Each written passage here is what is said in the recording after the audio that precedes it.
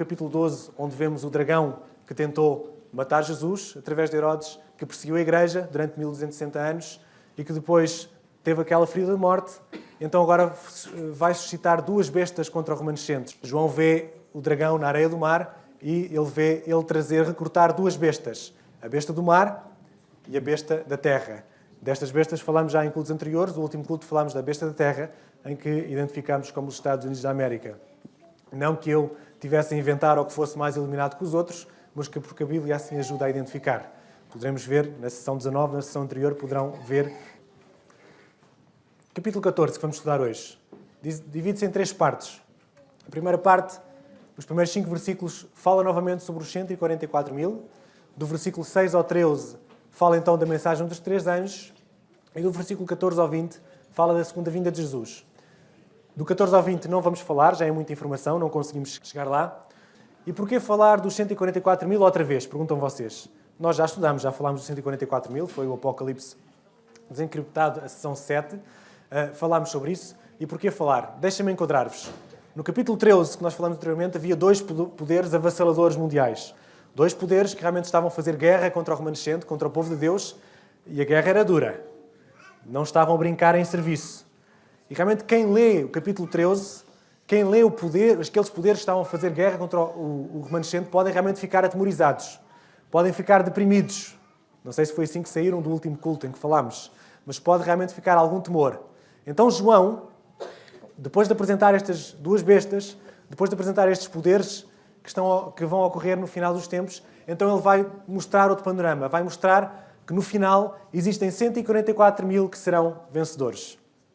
Não temam, não tenham medo, porque existe 144 mil que vão ser vencedores. E por isso é que ele traz agora o assunto dos 144 mil. Não vamos novamente falar tudo sobre os 144 mil, isso é na sessão 7 do Apocalipse. Vamos só pegar em algumas informações importantes para compreendermos aquilo que está no texto e depois para avançarmos para a mensagem dos 3 anjos, que é essa parte a seguir. Depois dos 144 mil, a resposta de Deus às bestas é a mensagem dos 3 anjos.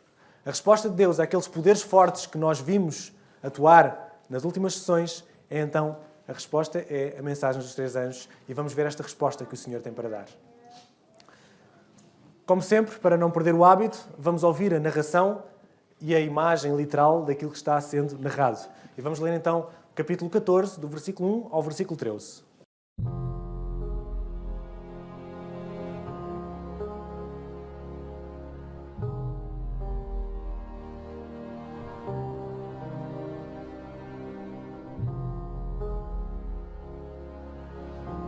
Capítulo 14.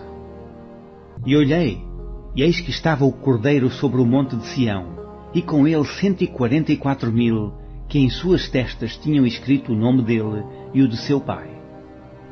E ouvi uma voz do céu, como a voz de muitas águas, e como a voz de um grande trovão. E ouvi uma voz de arpistas que tocavam com as suas harpas, e cantavam como cântico novo diante do trono, e diante dos 4 animais e dos anciãos. E ninguém podia aprender aquele cântico, senão os 144 mil que foram comprados da terra. Estes são os que não estão contaminados com mulheres, porque são virgens. Estes são os que seguem o Cordeiro para onde quer que vá. Estes são os que de entre os homens foram comprados com primícias para Deus e para o Cordeiro. E na sua boca não se achou engano, porque são irrepreensíveis diante do trono de Deus. E vi outro anjo voar pelo meio do céu, e tinha o Evangelho eterno, para o proclamar aos que habitam sobre a terra, e a toda a nação, e tribo, e língua, e povo, dizendo com grande voz: Temei a Deus, e dai-lhe glória, porque vinda é a hora do seu juízo, e adorai aquele que fez o céu e a terra, e o mar, e as fontes das águas. E outro anjo seguiu, dizendo: Caiu, caiu Babilônia, aquela grande cidade, que a todas as nações deu a beber do vinho da ira da sua prostituição. E seguiu-os o terceiro anjo, dizendo com grande voz: Se alguém adorar a besta e a sua imagem, e receber o sinal da sua testa ou na sua mão, também o tal beberá do vinho da ira de Deus, que se deitou, não misturado, no cálice da sua ira, e será atormentado com fogo e enxofre diante dos santos anjos e diante do Cordeiro. E o fumo do seu tormento sobe para todo sempre. E não têm repouso, nem de dia nem de noite, os que adoram a besta e a sua imagem, e aquele que receber o sinal do seu nome. Aqui está a paciência dos santos. Aqui estão os que guardam os mandamentos de Deus e a fé de Jesus. E ouvi uma voz do céu que me dizia: Escreve, bem-aventurados os mortos que desde agora morrem no Senhor. Sim, diz o Espírito, para que descansem dos seus trabalhos e as suas obras os sigam. Muitos versículos, advertências fortes, mensagens para podermos desencriptar esta manhã, para podermos entender. E olhei, e eis que estava o Cordeiro sobre o monte Sião, e com ele 144.000, que em suas testas tinha escrito o nome de seu pai. O Cordeiro, já sabemos quem é. 144.000, também já falámos anteriormente. E o monte Sião. O que é o monte Sião? Novamente fomos buscar a rúbrica das perguntas para casa. E a pergunta é então, onde fica este monte Sião que está aqui escrito? As hipóteses, em Jerusalém nos dias de Cristo, em Jerusalém nos dias de hoje, em Jerusalém Celestial, é apenas um monte simbólico. A maioria acertou. É realmente Jerusalém Celestial, é isto que se está a referir a este versículo. Vamos ver aquilo que diz em Hebreus 12, 22. Mas chegaste ao monte Sião e à cidade do Deus vivo, à Jerusalém Celestial e a muitos milhares de anjos. Portanto, aquilo que João está a ver neste momento é os 144.000 na Nova Jerusalém com Jesus. Depois de mostrar aqueles poderes fortes que irão combater o povo de Deus, ele dá agora uma mensagem de esperança. Eles estarão lá em cima com o Senhor nos ares. Grandes forças vão lutar contra o povo de Deus no fim dos tempos, mas não desanimem, porque os 144.000 vão vencer e estarão de pé com Jesus na cidade celestial. É isto que quer dizer. Poderemos nós fazer parte dos 144.000? Esta foi uma pergunta que fiz no Apocalipse 7, e a resposta era sim, se fizermos parte da geração dos santos vivos na altura da volta de Jesus. Não sei se aqui alguém gostaria de não morrer, de ser um dos vivos quando Jesus voltar. Então poderemos fazer parte desses 144.000 se realmente fizermos parte desta geração dos vivos.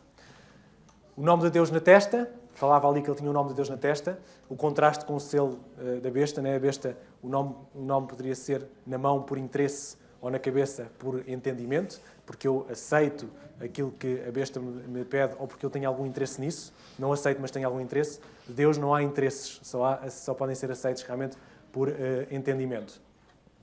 Ouvi uma voz do céu como a voz de muitas águas e como a voz de um grande trovão, e ouvi uma voz de arpistas que tocavam com as suas harpas e cantavam como cântico novo diante do trono e diante dos 4 animais e dos anciãos, e ninguém podia aprender aquele cântico senão os 144.000 que foram comprados da terra.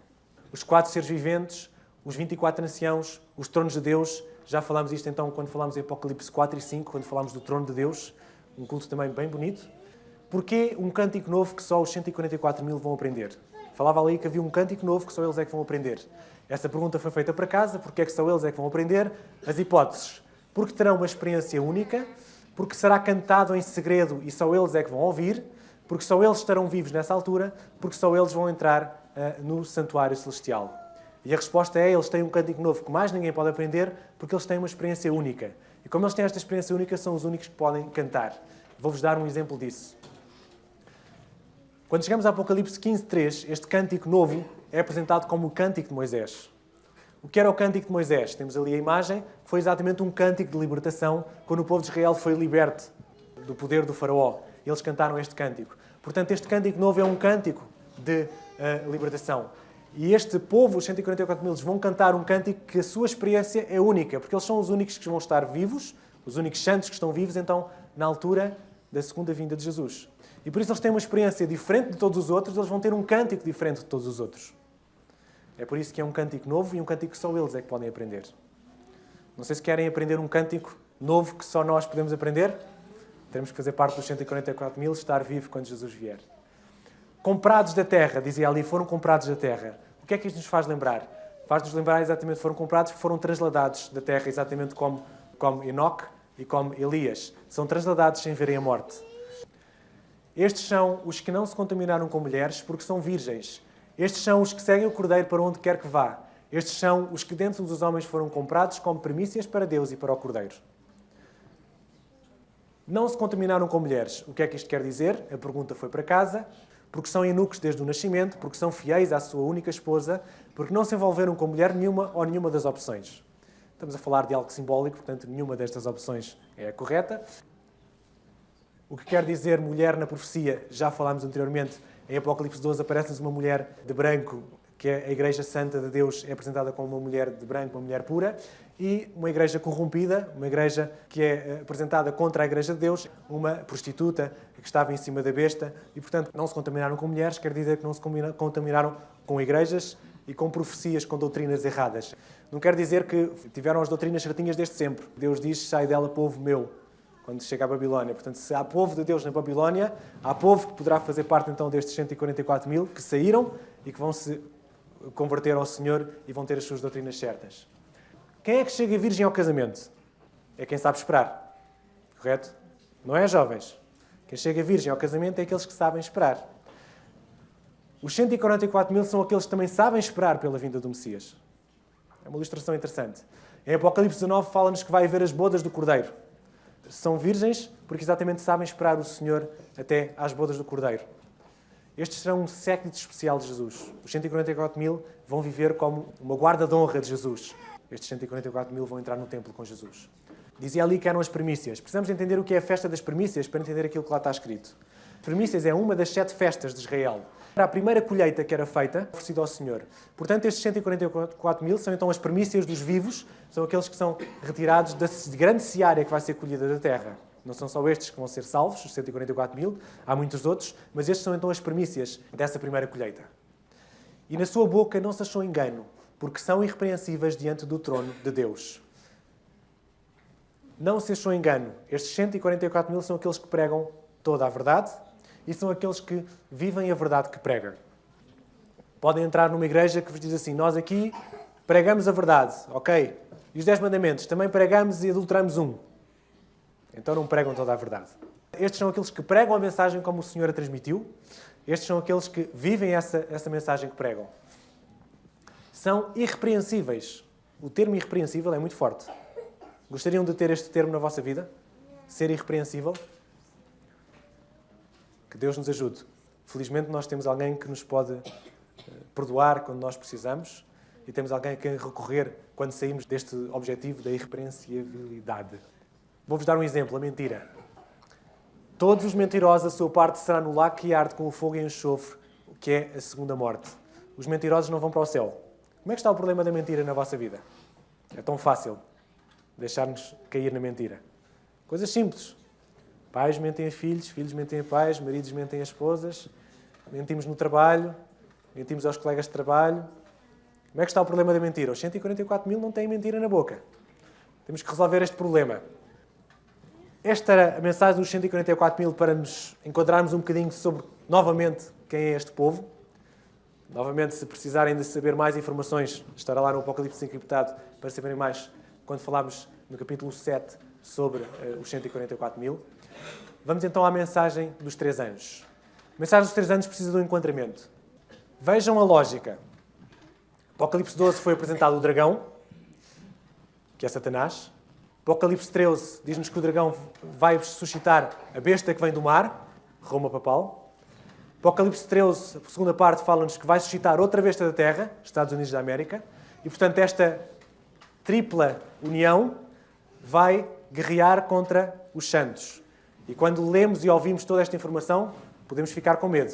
Então, logo a seguir, João apresenta-nos 144 mil para nós termos a certeza que haverá quem vai sobreviver a esta tripla união. A mensagem dos 3 anjos, agora vamos voltar um bocadinho atrás. Quando chegamos aqui a Apocalipse 14, estamos no futuro. No futuro desta história, não é? Portanto, estamos já à segunda vinda de Jesus e os 144 mil já estão com Jesus. Agora João vai mostrar um bocadinho atrás e vai-nos mostrar o que é que tornou possível aos 144 mil sobreviver às investidas do dragão. Apocalipse tem muito disto. Avanços e recuos. Mostra-nos a história numa perspectiva, a seguir vai-nos mostrar a mesma história de outra perspectiva. E agora é isso que está a acontecer. Foi apresentado as bestas contra o remanescente, foi apresentado não desesperem que o remanescente vai estar com o Senhor, e a seguir vai voltar atrás e vai dizer como é que foi possível o remanescente sobreviver às investidas do dragão. Voltamos atrás no tempo, e esta então é a última mensagem de Deus à Terra antes da sua segunda vinda. A mensagem dos 3 anjos é a última mensagem que é dada à Terra antes de Jesus voltar a este mundo. E é aquilo que nós chamamos a verdade presente. O que é a verdade presente? Para Adão e Eva, qual seria a verdade presente? Que vai vir um dilúvio, era isso? Que vai uma besta do Apocalipse, era isso? Qual era a verdade presente para Adão e Eva? Podes comer de toda a árvore, mas daquela não comas. Esta era a verdade presente para eles. Qual era a verdade presente para o tempo de Noé? Entrem na arca, que senão vão morrer. Qual era a verdade presente nos tempos de João? O Messias vai vir. Preparem-se, arrependem-se. Esta era a verdade presente nesta altura. Isto é o que quer dizer verdade presente. É, Deus não muda, Ele continua e continuará a salvar da mesma maneira, mas Ele dá ênfase em pormenores da mensagem necessária para o tempo presente. É a mensagem adequada às necessidades das pessoas em tempo específico. Para os tempos de Adão e Eva era uma mensagem, para o tempo do dilúvio era outra mensagem, para os tempos de João Batista era outra mensagem. Esta era a verdade presente para eles. Não que a mensagem seja diferente, mas é preciso enfocar tópicos da mensagem porque era mais necessário para as pessoas daquele tempo. Pensando agora no que é a verdade presente, a mensagem dos 3 anos, então, a mensagem para os nossos dias. E é a mensagem desde 1844, é a mensagem a ser pregada. Já vos vamos falar porquê de que é depois de 1844. A mensagem de preparação para o próximo grande acontecimento. Qual é o nosso próximo grande acontecimento? É a vinda de Jesus. Então, esta é a mensagem de preparação para o nosso grande acontecimento. Não temos a mensagem para nos prepararmos para o dilúvio. Não temos a mensagem para não comermos da árvore da vida. Não temos a mensagem para esperar o Messias que vai morrer por nós. Não, temos a mensagem para esperarmos o Senhor que vai voltar da segunda vez, agora glorificado. Portanto, esta é a mensagem de preparação para a nossa verdade presente, para o nosso tempo. E por isso é muito importante. E Deus me ajude a transmitir esta mensagem. Deus nos ajuda a todos a transmitir esta mensagem. Este anúncio constitui a advertência final a ser dada aos habitantes da Terra, diz Ellen White, no Grande Conflito. O anúncio das 3 mensagens angélicas constitui então a advertência final antes da vinda de Jesus a esta Terra. Percebendo agora a importância da mensagem dos 3 anjos, vamos ver o que é que os 3 anjos dizem. Vi outro anjo voar pelo meio do céu. Tinha o Evangelho eterno para proclamar aos que habitam sobre a terra e a toda a nação, e tribo, e língua, e povo. Agora vamos ir um bocadinho mais devagar, porque agora temos informações, algumas novas, mas temos algumas informações, agora precisamos de entender. Vamos desencriptar. Em primeiro lugar, porquê outro? Porquê é que é ali escrito outro anjo? Lembra-se no capítulo 7 que João viu anjos no céu. Falámos nisso no Apocalipse interpretado 10. Havia 4 anjos. Portanto, agora João vê outros anjos. Por isso é que ele apresenta outro anjo. Anjo. Quando nós falamos em profecia, o anjo pode ser literal ou ser entendido como mensageiro. O anjo das igrejas, por exemplo, temos mensageiros às igrejas. Nós sabemos que a pregação do Evangelho nunca foi confiada a anjos, mas sim a homens. Portanto, quando vocês veem ali outro anjo, admitam que ali está o povo remanescente. Esse é que é o outro anjo. Mensagem a pregar pelos homens, mensagem a pregar aos homens. Quando falam e vi outro anjo, esta é a mensagem que o povo remanescente estará a transmitir. Voar. Porquê é que ele veio a voar? Porque a mensagem é urgente. Porquê é que ele veio a voar no céu? Porque a mensagem é divina, por isso muita atenção. Não é uma mensagem de homens. A mensagem dos 3 anjos é uma mensagem divina. E porque é um Evangelho eterno. É a mesma mensagem de salvação de sempre. A salvação em Jesus. De Gênesis a Apocalipse. Deus não muda. É o mesmo Evangelho. Há igrejas que dizem agora já não precisamos nos preocupar com o Antigo Testamento. Basta o Novo Testamento. Agora não precisamos nos preocupar com o que comemos ou com o que bebemos. Isso foi tudo abolido na cruz. O Evangelho é o mesmo. De Gênesis a Apocalipse. A salvação é a mesma. O Evangelho é eterno. É este Evangelho que vai ser proclamado pelo povo remanescente. Não é um outro. Não é um novo. É o mesmo.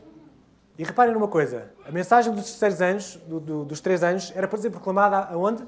A toda a nação, tribo, língua e povo. Para quem teve cá na última sessão, isto faz lembrar outra coisa.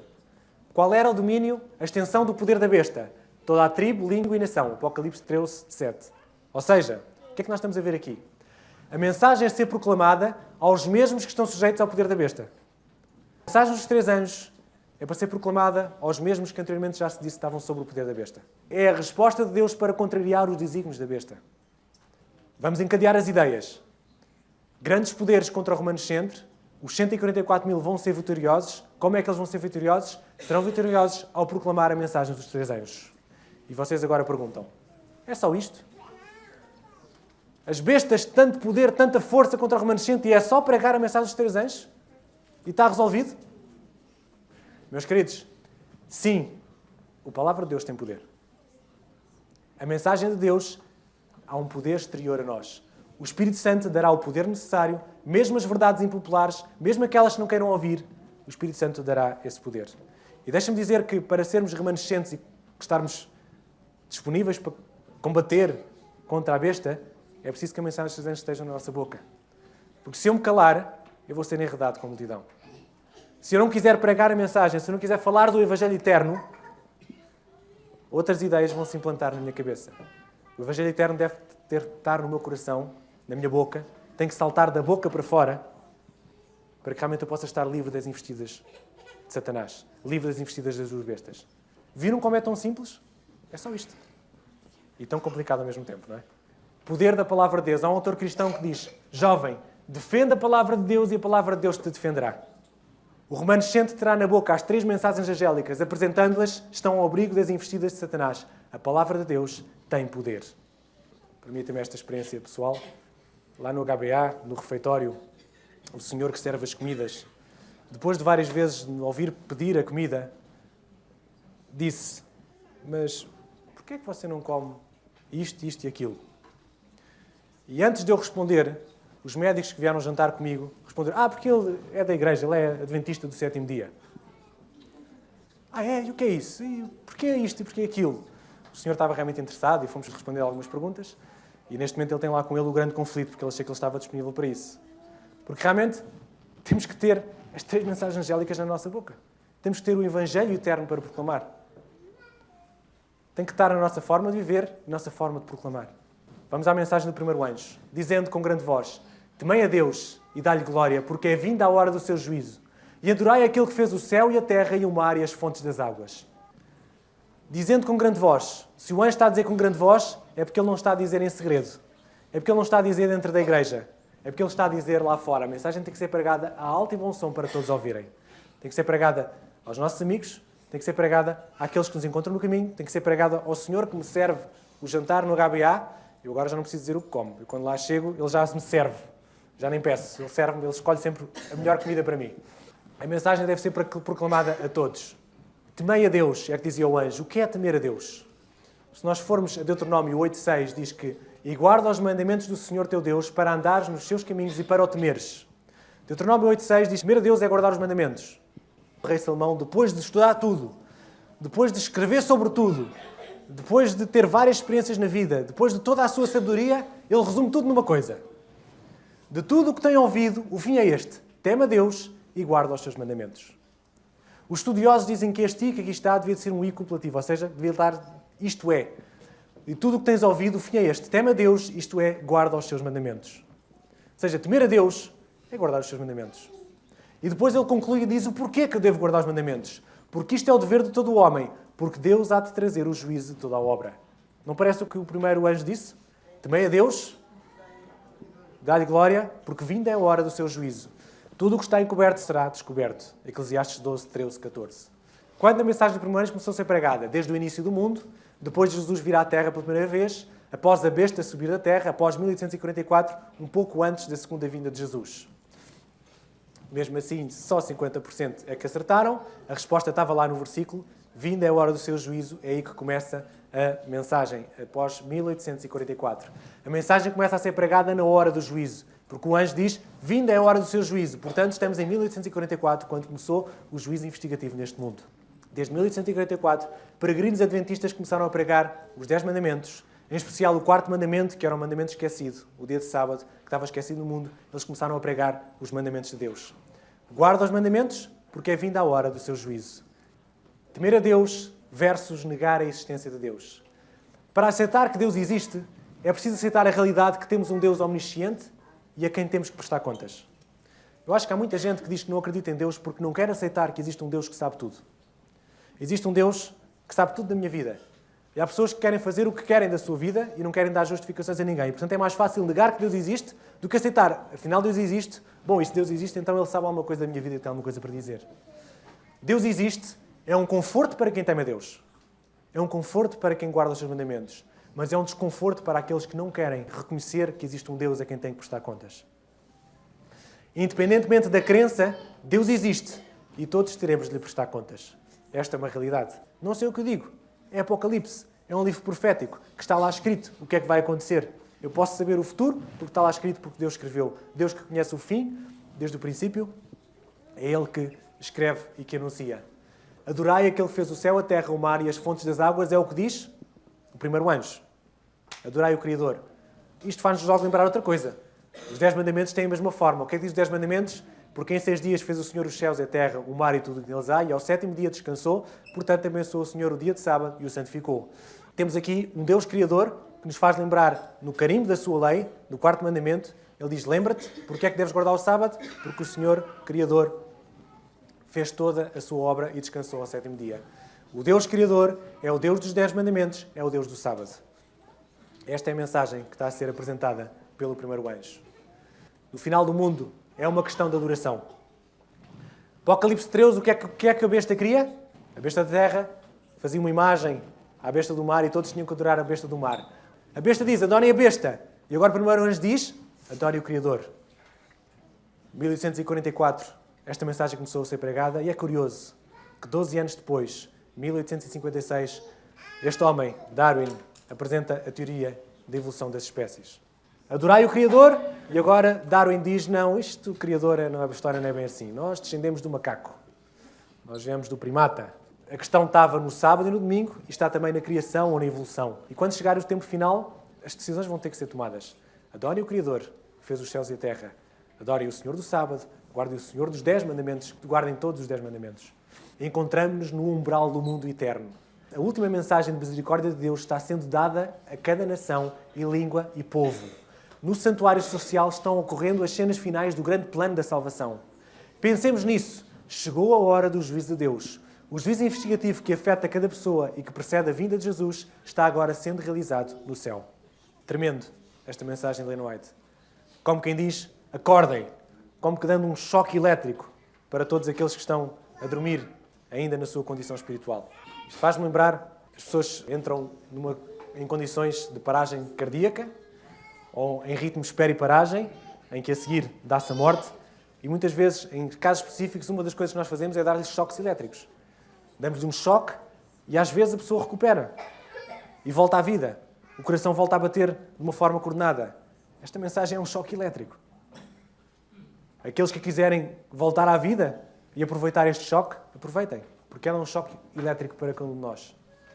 Outro anjo seguiu-se, dizendo, caiu, caiu, Babilónia, aquela grande cidade que a todas as nações deu a beber do vinho da ira da sua prostituição. O segundo anjo fala de uma queda de Babilónia. Após o primeiro anjo surge então o segundo anjo, em que ele diz caiu, caiu. E se estamos em profecia, isto é um erro gramatical, devia de ser cairá, cairá. Mas não, ele diz caiu, caiu. Porquê? Porque é tão certo como se já tivesse acontecido. Porque para Deus o passado e o futuro são iguais. Não pensem que o que estamos aqui a apresentar é algo que poderá vir a acontecer. Não, é algo que é tão certo como já tendo acontecido. Porque Deus já viu o futuro, Deus conhece o futuro e Deus já o apresentou a João. E João nos está a transmitir a nós para nos dar um choque elétrico, para nós acordarmos da nossa condição e nos lembrarmos qual será o fim de tudo isto, para que estejamos esclarecidos. Temos que entender um bocadinho o que é isto do caiu Babilónia, porque na verdade Babilónia já não existe. Babilónia já caiu no ano 539. Então o que é a Babilónia? Vamos ter que estudar um bocadinho sobre isto. Estamos a falar de uma Babilónia espiritual, como é lógico. Vamos compreender quem era a Babilónia.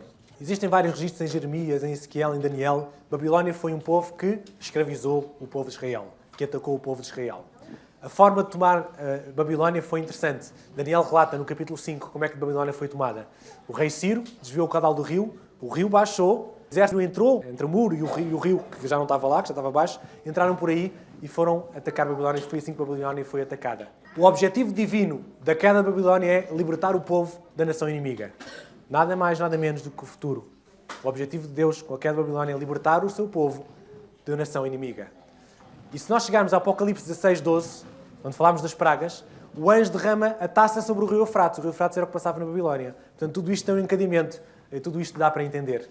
Eu perguntei lá para casa o que é a Babilónia. É a confusão de doutrinas, é a idolatria, é o orgulho, é a vaidade, é todas as anteriores. Na verdade, é todas as anteriores e muito mais. Poderíamos continuar aqui a acrescentar muitos adjetivos para a Babilónia. Babilónia é um símbolo muito rico. Vamos só pegar em algumas. Babilónia vem da palavra Babel. Depois do dilúvio, os homens que ali estavam diziam, Deus pode nos destruir outra vez, pode mandar um dilúvio. Deus disse que não. Mas eles acham, Deus pode nos mandar um dilúvio outra vez, temos que arranjar uma torre para chegar ao céu para podermos fugir, caso venha o dilúvio. Deus diz, tem que se espalhar pela terra. Ele diz, vamos nos juntar todos aqui, neste local. E foi aqui que Deus confundiu as línguas. Então, Babel, conhecido como a confusão das línguas. Babilónia real não é diferente da Babilónia espiritual, ou seja, podemos tirar exemplos. Outro exemplo, desejo de fama. Eles queriam ser famosos no mundo. Queriam ter ali uma torre que os pudesse dar projeção perante todo o mundo. Portanto, eles queriam fama. Este homem, Nabucodonosor, o que ele mais queria também era fama. Oposição a Deus. Será que Babilónia opunha-se a Deus? Claro que se opunha. Nabucodonosor tornou escravos o povo de Israel, tornou escravo Daniel e os seus amigos. Idolatria. Um dos típicos exemplos de idolatria é a estátua de Nabucodonosor. Manda construir uma estátua de ouro e diz toda a gente tem que adorar esta estátua. Idolatria? Sim, muita idolatria. Orgulho e vaidade. Nabucodonosor, orgulhoso e vaidade também não lhe faltava. Ele passeava no seu palácio tão vaidoso, o juízo lhe saiu e ele teve que ir para o campo durante uns anos comer palha. Temos aqui, podíamos continuar com vários exemplos, mas aquilo que Babilónia nos traz é tudo aquilo que é contra Deus, tudo aquilo que é contrário a Deus. Deus diz para a esquerda e eles fazem para a direita. Deus diz, não vou destruir e eles não acreditam. Deus diz, faz assim e eles fazem ao contrário. É a queda de todas estas características do mundo. Dizer-vos que Babilónia hoje, Babilónia é maior do que Roma Papal. É bem maior do que Roma Papal. Lá cabe as duas bestas, Roma Papal, Estados Unidos, como nós falamos. Lá cabe todas as nações, podem beber o vinho da sua prostituição a todas as nações. Lá cabem todas as religiões cristãs. E já existem 34 mil catalogadas. Não quero ofender ninguém, mas na verdade, se não têm os mandamentos de Deus, se não guardam os mandamentos de Deus, se não fazem como Deus pede, estão na Babilónia. Todos os que não temem a Deus incluem-se na Babilónia. Portanto, Babilónia é maior do que a própria Roma Papal. Babilónia é todo este sistema que está montado pelo mundo. Babilónia é também as ideias de Hollywood que são transmitidas. Aí também tem Babilónia. Da besta que surge na Terra, que vem transmitir e vem trazer o espiritismo. Isto é Babilónia. É um sistema condenado à queda, cairá quem não sair dela. É o que o anjo está a dizer. Caiu a Babilónia. A Babilónia vai cair. E os que lá estiverem no sistema vão cair com ela. Por isso, sai dela, povo meu. É a última chamada de Deus ao seu povo. Estamos a assistir à última mensagem que será pregada antes de Jesus vir. Sai dela, povo meu. Saiam da confusão, povo meu. Ainda há povo meu nesta Babilónia. Sai dela, povo meu. E seguiu-se o terceiro anjo, dizendo com grande voz, se alguém adorar a besta e a sua imagem, receberá o sinal da sua testa ou na sua mão. Eu não resisto a trazer aqui um apêndicezinho. Talvez voltemos a este assunto mais tarde. É contra a facção da Trindade. Vocês já repararam como Satanás está a contrafazer a Trindade de Deus? Não é só o sábado e o domingo. Os próprios três poderes são uma contrafação da Trindade. Deus Pai, Satanás. Deus Filho, besta do mar. Deus Espírito Santo, besta da terra. Subirei ao céu, acima das estrelas de Deus. Exaltarei o meu trono, subirei sobre as alturas das nuvens e serei semelhante ao Altíssimo. Quem é que Satanás quer imitar? O Deus. Agora reparem nestes pormenores que me fizeram tremer quando pensei neles. Deus Filho é a expressa imagem do Pai. Deus Filho recebe a autoridade do Pai. Teve um ministério no que Cristo foi de 3 anos e meio. Foi ferido no Calvário. Agora vejam a comparação com a besta do mar. A besta recebe a imagem do dragão. Reparam-se quando falamos que a besta tinha os chifres como o dragão? Ela recebe a autoridade do dragão. Ela persegue durante 2 tempos, um tempo e metade de um tempo. Durante 3 tempos e meio ela perseguiu o povo de Israel. Também recebeu uma ferida mortal. Já viram que curioso? E agora a besta da terra. Lembram-se o que é que a besta da terra fazia? Até fazia descer fogo do céu, como o Espírito Santo. Canaliza a adoração para a besta do mar, como o Espírito Santo também canaliza a adoração para Jesus. Qual é a trindade que nós vamos adorar? Satanás criou uma trindade igual à trindade de Deus, e aqui um parênteses, um argumento de que a trindade existem os 3, porque Satanás criou 3, não criou 2, criou 3, montou 3 exatamente para contrafazer a trindade de Deus. Qual é a trindade que nós vamos adorar? Se alguém adorar a besta em sua imagem e receber o sinal da sua testa ou da sua mão, também esse beberá do vinho da ira de Deus, que se deitou não misturado no cálice da sua ira, e será atormentado com fogo e enxofre diante dos santos anjos e diante do Cordeiro. Algumas informações que vamos ter que ir buscar aqui. É talvez a advertência mais severa em toda a Bíblia, que vocês podem encontrar em toda a Bíblia. É condicional à persistência do erro. Se continuam no erro, se não saem da Babilónia, então isto é o que vai acontecer. É o último recurso da graça divina, é o último apelo antes da segunda vinda de Jesus. É aquilo que estamos a assistir aqui. A besta, a imagem, o sinal, não vamos falar nela outra vez, Apocalipse 19, não vamos desencriptar esta informação que estava ali no versículo. Agora, ira de Deus sem mistura. Podemos falar sobre isto. Momentos de ira de Deus. Dilúvio, é um momento de ira de Deus. Sodoma e Gomorra, outro momento de ira de Deus. As pragas no Egito, São 3 que eu me lembrei. Sabem o que é que diz ali? É que aqueles, se calhar, foram com mistura, mas o próximo será sem mistura. O das pragas, as 7 pragas que vamos a seguir, já será sem mistura de misericórdia. É o que aquele versículo está a dizer. Aí não haverá misericórdia. Reparem, no versículo 8 nós vemos que Babilónia dá a beber do vinho da sua prostituição. Certo? Então querem vinho? Então quem beber desse vinho agora beberá do vinho da cólera de Deus. Entendem a lógica?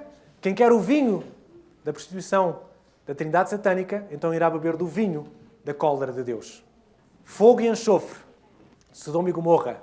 Então o Senhor fez chover enxofre e fogo do Senhor desde os céus sobre Sodoma e Gomorra. Foi assim que foi destruída Sodoma e Gomorra. Não é a primeira vez que ouvimos esta expressão fogo e enxofre. O que nos quer dizer é exatamente momentos de ira de Deus, momentos de atuação de Deus da destruição de Sodoma e Gomorra foi com fogo e enxofre. Agora deixem-me dizer-vos uma coisa. E vejam esta ilustração. Quando falamos de fogo e da glória de Deus, quando chegamos ao Monte Sinai, está escrito isto. O aspecto da glória do Senhor era como um fogo consumidor. Quando o povo de Israel olhou para lá, havia um fogo consumidor. Agora reparem. Moisés estava lá e Moisés se maravilhou com a glória de Deus. O povo tinha medo de estar na presença de Deus. É este fogo consumidor que nós estamos a falar. É uma glória para aqueles que estão habituados à presença de Deus nas suas vidas e é algo que vai destruir quem não está habituado, quem fugiu da presença de Deus. Reparem outro versículo interessante. Em Isaías diz assim: quem dentro de nós habitará com o fogo devorador? Quem dentro de nós habitará com chamas eternas? Quem lê este versículo acha que o Isaías está a falar do inferno. Não parece? Pode fazer pensar que Isaías está a falar do inferno. Mas se nós continuarmos a ler mais para baixo, diz assim: o que anda em justiça e o que fala o que é reto, esse consegue viver com o fogo devorador e com as chamas eternas. Conseguem entender o que é que está aqui em causa? O fogo consumidor ou a glória de Deus é maravilhoso ou é insuportável? Vai ser bom para quem estiver habituado à presença de Deus, não vai ser bom para quem fugiu da presença de Deus. Diante dos santos, dos anjos e do Cordeiro. Lembram-se aquilo que dizia o versículo? Que eles iriam ser destruídos com fogo e enxofre diante dos santos, dos anjos e do Cordeiro. O que é que nos faz lembrar? Quando é que estes 3 vão estar juntos? Santos, anjos e Cordeiro. No milénio. Não é? Quando a cidade de Jerusalém desce, há a ressurreição dos ímpios que vão querer atacar a cidade e perante eles, perante os santos, perante o Cordeiro, perante os seres celestiais, estes homens então serão destruídos. O final do milénio. E estamos a terminar. A fumaça do seu tormento sobe para todo o sempre e não tem repouso nem de dia nem de noite. Os que adoram a besta e a sua imagem. E esta é algo que às vezes nos atormenta. Como é que é possível arderem eternamente no lago de fogo? E aquele que recebe o sinal do seu nome. Será um tormento eterno? Perguntei lá para casa. Por quanto tempo é que estes ímpios serão atormentados? Todos os dias e todas as noites, por toda a eternidade, até se arrependerem do que fizerem. As 3 hipóteses estão corretas, todas as hipóteses estão erradas. Claro que todas as hipóteses estão erradas, mesmo assim, há ainda quem tenha dúvidas e acha que eles vão ser atormentados pela eternidade toda. Reparem o que diz de Sodoma e Gomorra. Judas diz: Sodoma e Gomorra sofreu a pena de fogo eterno. Sodoma e Gomorra está a arder ainda? Mas é eterno. Outro exemplo. Isto aqui é sobre Jerusalém. Jeremias diz: acenderei fogo nas suas portas, a qual consumirá os palácios de Jerusalém e não se apagará. Jerusalém ainda está a arder? É este fogo eterno que está ali falado. Dura até queimar tudo, as consequências é que são eternas. Este fogo eterno de Deus é para sabermos que não vai restar mais nada. Aqui está a paciência dos santos. Aqui estão os que guardam os mandamentos de Deus e a fé em Jesus. E agora parece que este versículo está um bocado fora do contexto. Advertência, advertência, atenção, atenção, atenção. Aqui está a paciência dos santos. Os que guardam os mandamentos de Deus e têm a fé de Jesus. Parece que está um bocadinho fora do contexto, mas na verdade isto é um ânimo. O fim dos santos é outro. O fim daqueles que acreditam em Deus, daqueles que se ligam a Deus, é diferente daquilo que foi anunciado aqui. E por isso está ali, Deus é maravilhoso. Deus nunca nos dá as mensagens sempre duro e vai-se embora. Lembram-se como é que era a mensagem às igrejas? Primeiro um elogio, a seguir uma repreensão e a seguir uma promessa. E Deus é assim. Graças a Deus que Ele não nos faz desesperar. Só desespera quem realmente não se entrega a Deus. Quem realmente não se chega perto de Deus é que desespera. Porque quando nós chegamos a Deus, mesmo pecadores, o Senhor tem formas de tocar o nosso coração de formas maravilhosas. De formas em que eu possa sentir a minha pecaminosidade, porque sou pecador, De forma a que eu sinta aquilo que preciso mudar, mas que eu não desespero, porque Ele está comigo. Então, o último versículo é um versículo de ânimo. O fim dos santos será outro. Diferença entre glória ou fogo. Não tenho prazer na morte do que morre, diz o Senhor. Convertei-vos, pois, e vivei.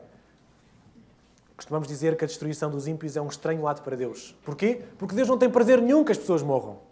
Deus não quer que ninguém morra. Não quer. Ele quer que as pessoas se convertam. É o que ele diz em Ezequiel. Novamente, a mesma expressão. Não sei se vocês já começaram a ficar entediados de tantas vezes que Apocalipse fala dos mandamentos de Deus, guarda os mandamentos de Deus, o povo que guarda os mandamentos de Deus. Já estão entediados? É para que não deixem de entender que aqui está a diferença. O povo que guarda os mandamentos de Deus. Porque é tanta repetição? Exatamente para que nós não deixemos de entender. Às vezes nós dizemos assim, Deus vai entender a minha condição. Eu sei que não posso fazer isto, mas Deus é amor, Deus vê a minha vida, Deus sabe que eu não podia fazer de outra maneira, Deus sabe que fui influenciado, Deus é amor, Deus vai me libertar. Deus vai me resolver, Deus vai me levar para a eternidade. Sabe o que é que lá está escrito? Aqueles que guardam os mandamentos. Não brinquem com isto. É verdade que Deus é amor, é verdade que Deus está disponível a perdoar, mas não brinquem com o pecado contra o Espírito Santo. O pecado de achar que Deus pode e que é tanto amor que Ele vai perdoar, mesmo quando eu sei que já estou a fazer o erro. Mesmo quando eu já li os mandamentos e sei o que é que devo fazer e continuo a errar, não vale a pena dizer que Deus vai me perdoar e vai me entender. Está na altura de eu me arrepender e de voltar aos caminhos do Senhor. Porquê tanta repetição? Porque nós precisamos de repetir isto várias vezes na nossa vida. O último versículo que vamos ler hoje. Ouvi uma voz do céu que dizia, escreve, bem-aventurados os mortos que desde agora morrem no Senhor. Sim, diz o Espírito, para que descansem dos seus trabalhos e as suas obras o seguem. Bem-aventurado aqueles que desde agora morrem no Senhor. Desde agora quando? Desde agora, desde o início da mensagem da pregação dos anjos. O início da pregação da mensagem desde 1144. Bem-aventurados os que morrem agora, desde 1144. Porquê? Será porque não terão de passar pela grande tribulação, farão parte da ressurreição especial, não passaram pelo grande desapontamento de 1144. As três hipóteses estão corretas, as duas hipóteses estão certas. Aqui, com certeza, esta é a mais verdadeira de todas, farão parte da ressurreição especial. Há alguns comentários que falam que não terão de passar pela grande tribulação, não é assim muito consensual. Vamos ficar por esta parte, farão parte da ressurreição especial. O que é isto da ressurreição especial? O pastor Lídio falou isto quando cá esteve, um culto que eu gostei, que me recordo. Daniel 12:2 diz, e muitos dos que dormem do pó da terra ressuscitarão, uns para a vida eterna e outros para a vergonha e desprezo eterno. Recordam-se que, antes da ressurreição geral, há uma ressurreição especial. Eu peço desculpa se isto já é muita informação, mas não vou poder agora também estar a discriminar. Mas quem é que vai, nesta ressurreição especial, quem é que vai ressuscitar? Aqueles que trespassaram Jesus? E vão ressuscitar aqueles que ouviram a mensagem depois de 1844. Esses vão ressuscitar na ressurreição especial. Porquê? Porque, reparem, quando Jesus vier, Ele chega à Terra, Ele está próximo da Terra, e Ele chama aos mortos para ressuscitarem. Os mortos não vão ver Jesus vir, vão ver Jesus já ali. Mas quem, desde 1844, ouviu falar da vinda de Jesus, vai ter o privilégio de ver Jesus vir. Então vai ver antes. Então Ele tem a ressurreição especial para que possa ver quando está lá em cima uma nuvem a se aproximar. Esta é a ressurreição especial. Por isso é que eles são bem-aventurados. Porque vão ver o filme todo. Não vão ver só a conclusão. São bem-aventurados. Farão parte da ressurreição especial. Vão ver a totalidade da segunda vinda de Jesus. É por isso que eles são bem-aventurados. Ok? 56%. Passamos para 59%. Okay? Temos 2/3 do Apocalipse estudado. Falta 1/3. Já vos disse várias vezes, não tenho pressa. A minha única pressa é que Jesus venha antes. Não preciso de acabar o Apocalipse. Pode vir antes. Não é a condição. Não preciso chegar ao fim. Pode vir antes. Terminar com 2 mensagens. A primeira. O médico teve que dar a informação ao seu cliente que estava no estado terminal e que não havia mais nada a fazer por ele. E a cliente chora perante o médico e diz, mas tenho medo, mas o que é que vai acontecer? O que é que há do outro lado? Pergunta ela ao médico. E o médico diz, também não sei responder. E estão a ver aquele drama, não é? De receber esta informação. E o médico começa a ouvir uns barulhos na porta. Uns barulhos estranhos. De um arranhar. E aquilo chegou a um ponto que o incomodou e ele foi abrir a porta. Do outro lado da porta estava o cão do médico. E o médico, como que inspirado, vai dizer uma coisa a esta senhora. Olha, É a primeira vez que este cão veio ao meu consultório. Ele não conhece o meu consultório, nunca cá esteve. Agora, de alguma forma, ele sabia que eu estava do outro lado da porta. Ele arranhou a porta. Assim é também. Eu não sei como é que é do outro lado, mas Deus está do outro lado da porta. Portanto, meus queridos, se nos sentimos numa condição terminal, se nos sentimos desesperados, Deus está do outro lado da porta, o nosso Deus.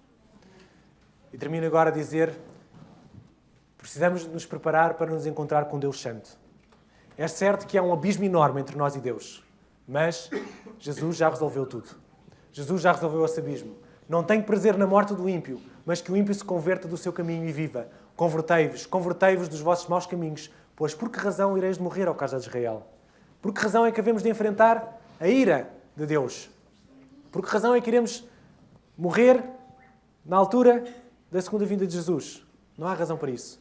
Jesus já preparou tudo. Preparemos-nos para encontrar com o nosso Deus. Estejamos no grupo do lado certo. Que assim seja. Amém.